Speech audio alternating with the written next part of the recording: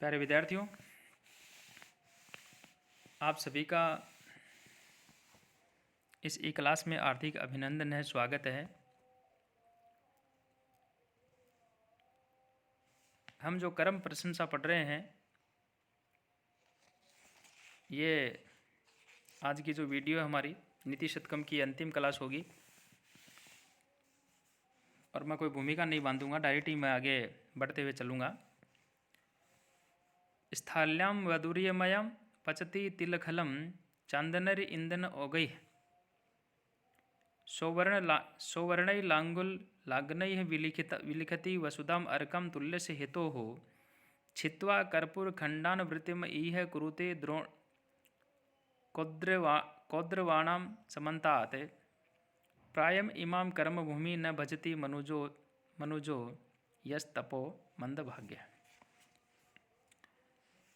यह मंदभाग्य है, यानी जो अभागा मनुष्य होता है।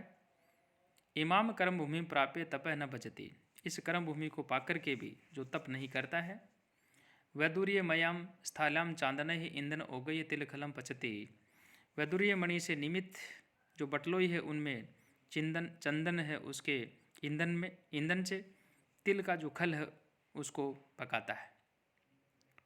पचति सौवर्णय सौवर्णयी है, लांग लाग्रही है, और वह हल्का स्वर्णमयी जो फाल है उससे जो है अर्कस्य तुल्य हेतु हो वसुधाम विलिखति, उनसे यानी जो स्वर्णमय जो फाल है, जिसको मारवाड़ी में हम हल जो होता है उसकी चौ कह सकते हैं, उसे आँख की रुई जो है उसके लिए जो है खेती करता है या धरती है उसको वह जोतता है। कर्पूर खंडान छित्वा कौद्रवाणाम समन्तात इह वृत्तिम कुरुते, अथवा कर्पूर के खंडों को काट करके जो कोदों हैं उन कोदों के चारों ओर जो है वह बाड़ बनाता है। यहाँ जो कर्म भूमि है उसे कर्म भूमि के संदर्भ में कहा कि कर्म भूमि तपस्या द्वारा आत्मोद्वार की साधना के लिए है। जो मनुष्य जीवन के चरम लक्ष्य को भूल करके तुच्छ कार्यों में अपना समय नष्ट करता है वह मूर्ख है। उसका आचरण ऐसा ही मूर्खतापूर्ण है जैसे कोई तिल के व्यर्थ खल को वैदुर्य मणि की जो थाली में चंदन की लकड़ियों से पकाने की मूर्खता करता है। यानी चंदन वैसे महत्वपूर्ण होता है, महत्वपूर्ण लकड़ी को वह तिल की जो खल होती है उसको निकालने में समय व्यतीत कर देता है या लकड़ियाँ जला देता है। तो यदि कोई आग के फलों की रुई जैसी नगण्य वस्तु है उसकी प्राप्ति के लिए सुनहरे हल जब उसे धरती जोतता है तो वह उपहास का पात्र ही बनता है। तपस्या को छोड़कर शूद्र कार्यों में जीवन नष्ट करना ऐसी ही जो है मूर्खता होती है।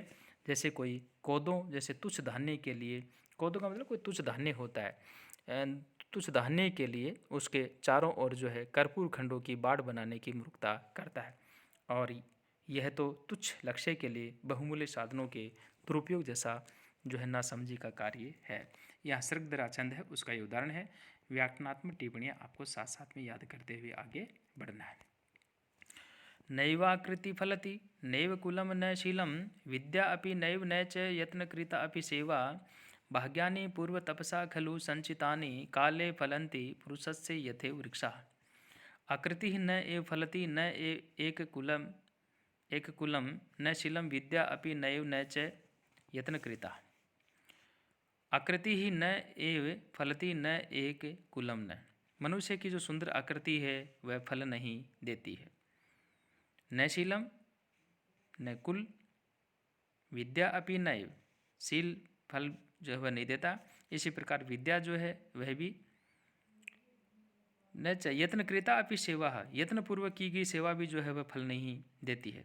पुरुषस्य पूर्व तपसाम संचितानि भाग्यानि काले तथैव फलन्ति यथा एव वृक्षाः। यानी जो मनुष्य होता है उसके लिए कहा कि मनुष्य के पूर्व तप से संचित भाग्य ही समय आने पर वैसे ही फल प्रदान करते हैं जैसे कि वृक्ष। यहाँ जो पूर्व जन्म है उन पूर्व जन्म के संस्कारों के संदर्भ में जो है ये बात कही, और यहाँ पे कवि कहना चाहता है कि पूर्व जन्म में की गई जो तपस्या है, तपस्या ही भाग्य बनती है। भाग्य से ही मनुष्य सुख समृद्धि पाता है। मनुष्य की सुंदरता, उच्च कुल, सदाचार, विद्या, सेवा आदि तुरंत ही फल नहीं देते हैं। पूर्व जन्म के कर्मों से संचित पुण्य ही वर्तमान में फल प्रदान करते हैं, जैसे कि समय आने पर वृक्ष फल देते हैं। कहने का तात्पर्य ये हुआ कि मनुष्य के सत्कर्म श्रेष्ठ कर्म ही उसकी भावी सुख समृद्धि के जनक होते हैं। अतः हमें सदा तप आदि शुभ कार्य करने चाहिए। नेक्स्ट पद्य आता है 99 नंबर। मज्जत्वम अंबसी यातु मेरु शिखरम शत्रुंजयत्वाहवे वाणिज्यम कृषि सेवने च सकला विद्या कला शिक्षतु आकाशम विपुलम प्रयातु खगवत कृत्वा प्रयत्नं परम न भव्यम भवतीह कर्मवशतो भव्य से नाशः कुतः। अंबसी मजतु मेरु शिखरम यातु आहवे शत्रुन जयतु। मनुष्य चाहे पानी में जो है वह उतर जाए, मनुष्य जो है वह चाहे पानी में उतर जाए। मेरु शिखरम यातु, और भले ही वह मेरु शिखर पर जो है पहुँचे जाए। आहवे शत्रुन जयतु, चाहे वह युद्ध में शत्रुओं को जीत ले। वाणिज्यम कृषि सेवने, व्यापार कृषि सेवा कार्य सकला विद्या, सारी विद्याएँ, कला और सारी की सारी कलाएँ जो है शिक्षतु, भले ही वो सीख ले। परम प्रयत्नम कृत्वा खगवत विपुलम आकाशम प्रयातु, अत्यंत प्रयास करके चाहे वह पक्षी के समान आकाश में जो है उड़ान भरने लग जाए। यह कर्मवशतः अभाव्य न भवति भाव्य से नाशः कुतः। परंतु तो भी कर्म प्रभाव से यहाँ अनहोनी कभी नहीं होती और होनहार जो है कभी टल नहीं सकती। प्यारे विद्यार्थियों, यह कर्म ही संसार की समस्त जो घटनाएं हैं उनका नियामक होता है। कर्म प्रभाव से ही सब कुछ घटित होता है। मनुष्य वर्तमान कालिक किसी प्रयास से होनहार जो है उसको नहीं रोक सकता, चाहे वह आकाश पाताल मेरु पर्वत पर ही क्यों न पहुँच जाए, होनी नहीं टल सकती। मनुष्य वाणिज्य कृषि सेवा विद्याएँ कलाएँ सीख लें अथवा पक्षी की तरह आकाश में उड़ने जैसा असंभव कार्य है वो भी कर ले, किंतु उसकी कोई चेष्टा को क्षमता होने को नहीं रोक सकता। कर्म के प्रभाव से जो भाव्य नहीं है वह नहीं हो सकता और जो होनहार है उसको कोई नहीं रोक सकता। शार्दुल विक्री छंद जो है उसका उदाहरण है। प्यारे विद्यार्थियों, आपको इसके अंदर जो व्याकरणात्मक टिप्पणी है उनको आपको याद करते हुए आगे बढ़ना है। और इस नीति शतकम का ये हमारा जो है अंतिम पद्य होगा। अब आगे कोई इसकी क्लास नहीं होगी क्योंकि 100 पद्य हैं इसके अंदर और वो आ गए हैं। वने रणे शत्रु जलाग्नि मध्ये महारणवे पर्वतमस्तके वा सुप्तं प्रमतं विषम स्थितं वा रक्षन्ति पुण्यानि पुराकृतानि। वने ऋणे शत्रु जलाग्नि मध्य महारणवे वा, मनुष्य जो है उसके विषय में कहा। वने वन में, रणे युद्ध में, शत्रु जलाग्नि मध्य शत्रु जल और अग्नि के बीच में, महारणवे महासागर में, व पर्वत मस्तके या पर्वत जो है उसके ऊपर, सुप्तम प्रमतम व सुप्त या प्रमादग्रस्त, व विषम स्थितिम या विपत्तिग्रस्त, पुरुषम पुराकृतानि पुण्यानि रक्षन्ति, मनुष्य को उसके पूर्व जन्मों के पुण्य जो है वो ही बताते हैं। प्यारे विद्यार्थियों, यहाँ जो पुण्य कर्म है, पूर्व जो कर्म है उनके विषय में कहा कि मनुष्य का जीवन जो है वह क्षणभंगुर है। उसके पद पद पर पैर पैर पर हर समय खतरा मंडराता रहता है, विद्यमान रहता है। केवल पूर्व जन्म के पुण्य से ही उसकी रक्षा, पूर्व जन्म के जो पुण्य है वो ही उनकी रक्षा करते हैं या उनसे ही उनकी रक्षा होती है।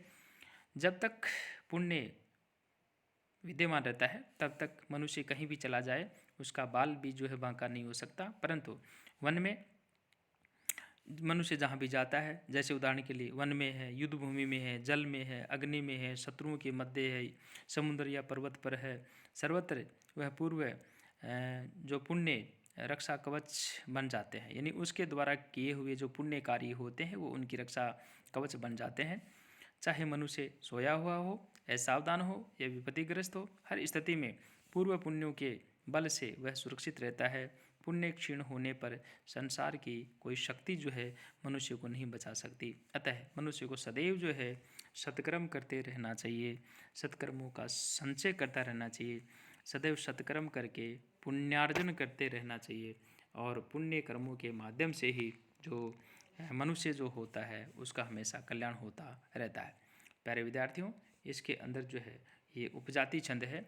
इसके अलावा जो व्याकरणात्मक टिप्पणियाँ हैं उनको भी आप साथ साथ में याद करते हैं। शब्द रूप भी आप याद करते रहें इसके अंदर, क्योंकि शब्द रूप धातु रूप यदि हम नहीं याद करते हैं तो परीक्षा के अंदर जो है बहुत अच्छे नंबर आने की संभावना कम रहती है। सभी विद्यार्थियों को नीति शतकम जो है इसकी अंतिम कक्षा के अंदर एक बार पुनः है सभी का हार्दिक अभिनंदन है, स्वागत है। आप सभी जो है इसे पूरी ये सारे वीडियो आप देखेंगे, ऐसी मैं आपसे आशा करता हूँ और मन लगा करके आप पढ़ेंगे। सभी विद्यार्थियों को बहुत बहुत